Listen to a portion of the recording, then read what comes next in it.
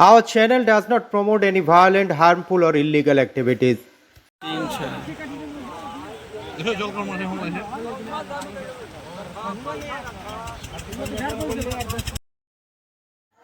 গঙ্গার স্রোতে ভেঙে পড়ল প্রায় ৬ কোটি টাকা ব্যয়ে নির্মিত রিং বাঁধ। মালদার রতুয়া ১ নম্বর ব্লকের পশ্চিম রতনপুরে এই রিং বাঁধ ভেঙে হু হু করে জল ঢুকতে শুরু করেছে গ্রামে। একদিকে গঙ্গা, অন্যদিকে ফুলহার, দুই নদীর দাপটে বিধ্বস্ত ভূতনির লক্ষ লক্ষ মানুষ। এই পরিস্থিতিতে দ্রুত বৈঠক ডাকেন জেলা শাসক, কিন্তু প্রশাসন ও সেচ দপ্তরের বিরুদ্ধে ক্ষোভ উগরে দিয়েছেন খোদ শাসক দল তৃণমূলেরই জনপ্রতিনিধিরা। অন্যদিকে এই পরিস্থিতি নিয়ে শুরু হয়েছে রাজনৈতিক বিতর্ক। আপনারা দেখলেন এখনই একটা আর্জেন্ট রিভিউ মিটিং হলো। ডিএম স্যার নিজেই ছিলেন উপস্থিত এবং অল লাইন ভিডিও সাহেব পুরো টিম, জেলার পুরো টিম ইমিডিয়েট একটা রিভিউ মিটিং হলো।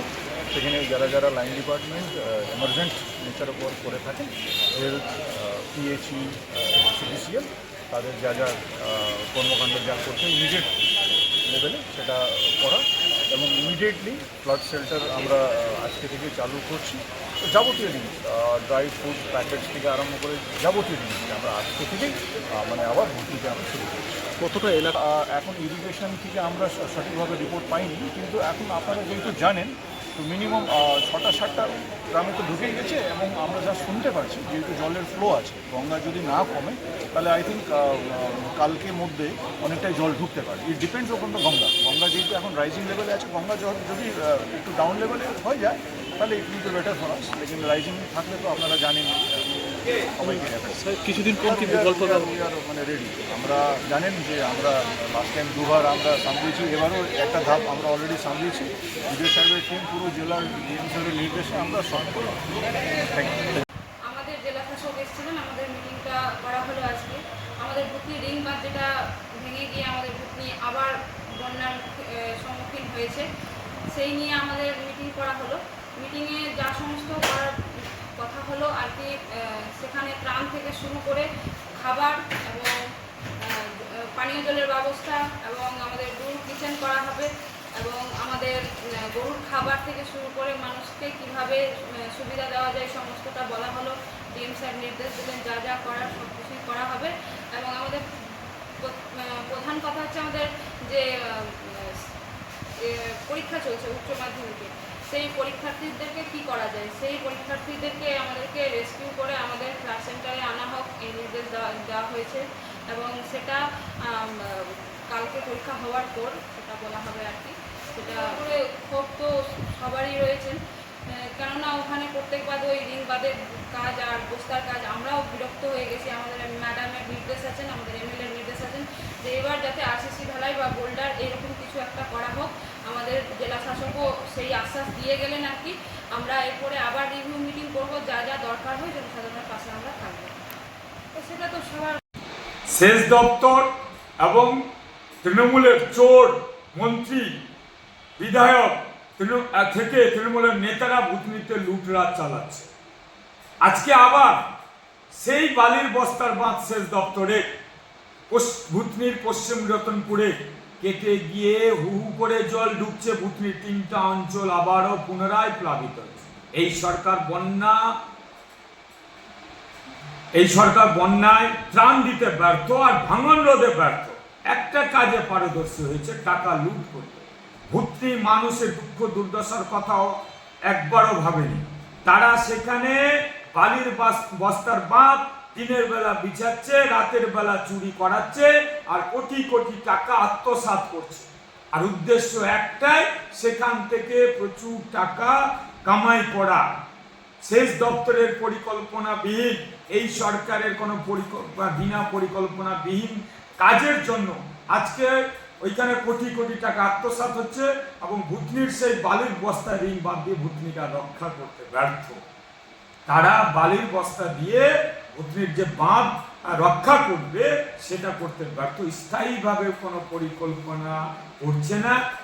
উদ্দেশ্যটা একটাই, সেখানে কামাই করা, ভুতনিকে রক্ষা করা নয়। ভুতনিকে শেষ করার এদের কাজ, ভুতনির মানুষকে বিপদে ফেলায় যাচ্ছে কাজ।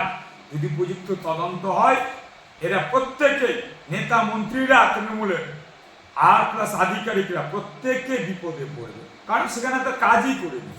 নামে মাত্র কাজ দেখে পুরোটাকে আত্মসাৎ করেছে, কোনো পরিকল্পনাই নাই। যত বাঁধ তৈরি করেছে সমস্ত বালির বস্তা বাঁধ সমস্তই নদী গর্বে, আর ভূতনিতে হু করে জল ঢুকে পুনরায় প্লাবিত হচ্ছে। এই হচ্ছে তাদের কাজ। ফের ভূতনির 1.5 লক্ষ মানুষ ভয়ঙ্কর বিপদে পড়লেন। একে তো দক্ষিণ চণ্ডীপুরে দুর্বল বাঁধ ভেঙে গিয়ে ফুলহর নদীর জল ঢুকে প্রায় 1 মাস ধরে 1.5 লাখ মানুষ প্লাবিত হয়ে আছেন। রাস্তাঘাট, থানা সব কিছু এলাকা প্লাবিত হয়ে আছে।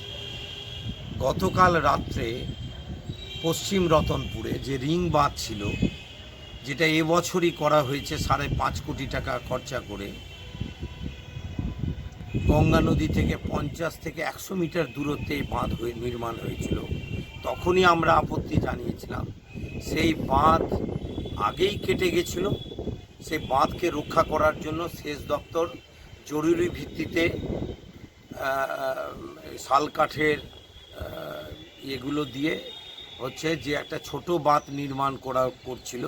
সেই ছোট বাঁধ ওভারফ্লো করে গঙ্গা নদীর জল ক্রমশ ভূতনিতে ঢুকছে এবং গঙ্গা নদীর জল বাড়ছে। স্বভাবতই দক্ষিণ চণ্ডীপুর, উত্তর চণ্ডীপুর, হিরানন্দপুরের মানুষ আবার একটা নতুন করে বিপদের সম্মুখীন হলেন। এখন জানি না, শারদ উৎসব আসছে, ওখানে প্রায় 27-28টা দুর্গাপূজা হয়। যখন গোটা বাংলার মানুষ শারদ উৎসবে আনন্দে থাকবেন, তখন ভূতনির 1.5 লাখ মানুষ ভয়ঙ্কর বিপদে থাকবেন। এবং আজকে যে মানিকচকে কন্ট্রোল রুম আছে, তার সক্রিয়তা আমরা দেখতে পাচ্ছি না।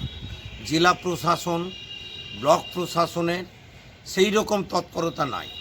রাজ্যে তো কোথাও বন্যা নাই, একমাত্র ভূতনিতে 1.5 লাখ মানুষ বিপদে আছেন। কেন পর্যাপ্ত নৌকা থাকবে না? ফ্রি সার্ভিস দেওয়া হবে না? নৌকাতে মোটরসাইকেল আনতে গেলে 200 টাকা বিল হচ্ছে। ত্রিপলে দুর্নীতি হচ্ছে, খিচুড়িতে দুর্নীতি হচ্ছে, এবং শুকনো খাওয়ার পর্যাপ্ত দেয়া হচ্ছে না।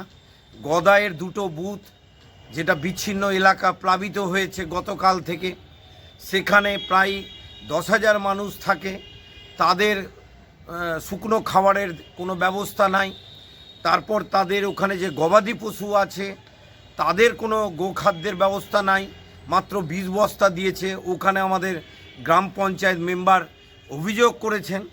ফলে সামগ্রিকভাবে ত্রাণ এবং পর্যাপ্ত ব্যবস্থা নিয়ে ব্লক, জেলা প্রশাসনের যে তৎপরতা থাকা উচিত ছিল, সেটা নাই।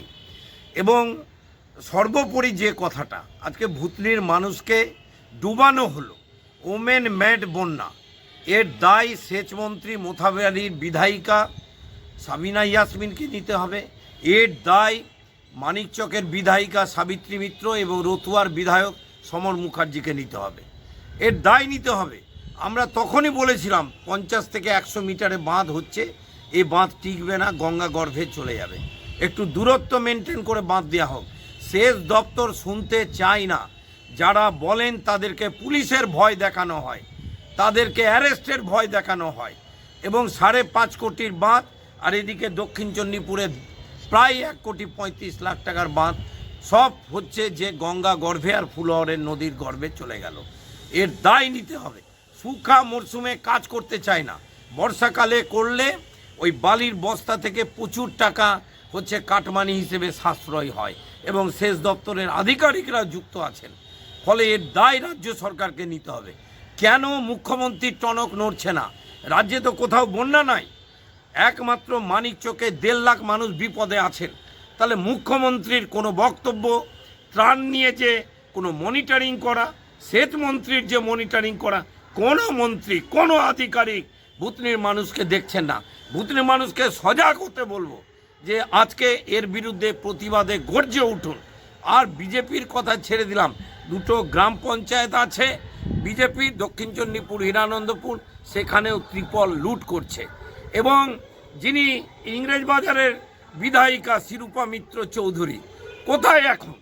ভূতনিতে উনি নানান প্রতিশ্রুতি দিয়েছিলেন যে আমি প্রধানমন্ত্রীর বোন, আমি সত্যাগ্রহ করছি, এই ভাঙনকে আমি আটকাবো। আজকে উনি একদিনও পা দেননি। বিজেপি লজ্জা নেই? বিজেপির নেতারা ওখানে লোকাল নেতারা লম্ফজম্প করছেন, ভুতনির মানুষের জন্য এই তৃণমূল বিজেপি কিছু করেনি। ফলে সেই জায়গাতে দাঁড়িয়ে আমাদের সুস্পষ্ট দাবি, সুখা মরশুমে কাজ করতে হবে, বালির বস্তা নয়, বেড বার দিয়ে বোল্ডারের কাজ করতে হবে, জাতীয় বিপর্যয় ঘোষণা করতে হবে। প্রধানমন্ত্রী কলকাতায় আছেন, কেন এর দায় কেন্দ্রের সরকার নিতে পারবে না, কেন ঘোষণা করবে না? একমাত্র পূর্বতন প্রধানমন্ত্রী দেবেগৌড়াজি উনি পরিদর্শন করেছিলেন এবং 927 কোটি টাকার একটা প্রজেক্ট করেছিলেন বলে পরবর্তীকালে ইউপিএ ও ওয়ান গভর্নমেন্টে কিছু কাজ হয়েছিল। ফলে ত্রাণ এবং পর্যাপ্ত ব্যবস্থা, নৌকা, এই সব নিয়ে জেলা প্রশাসনকে দেখতে অনুরোধ করছি। গদায়ের মানুষ বিপদে আছেন, তাদের পাশে দাঁড়ানোর জন্য প্রশাসনকে অনুরোধ করছি। আমরাও আমাদের সামর্থ্য অনুযায়ী যা চাঁদাপত্র তুলেছি, আমরা কিছু ত্রাণের ব্যবস্থা করেছি ভুতনির মানুষের জন্য, আমরা সেই ত্রাণ পৌঁছবো।